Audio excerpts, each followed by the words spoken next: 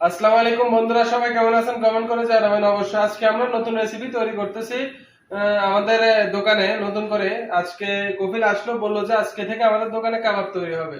আসলে সত্যি কথা বলতে কি, আমরা কখনো কাবাব তৈরি করি নাই। কপিলে আসলো, ইউটিউবে ভিডিও দেখাইলো, আর ওই ভিডিও দেখেই আমরা কাবাব তৈরি করব এখন।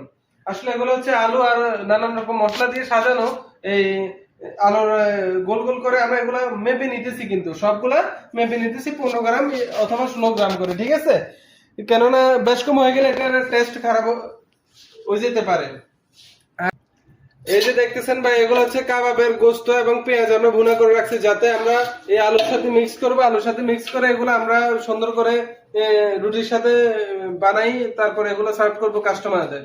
অবশ্যই আপনারা দেখবেন নেক্সট ভিডিও আমরা কিভাবে জিনিসগুলো তৈরি করি, আপনাদেরকে অবশ্যই দেখাবো। আমার কথাগুলো ভালো লাগলে চ্যানেলটা সাবস্ক্রাইব করে যাবেন অবশ্যই।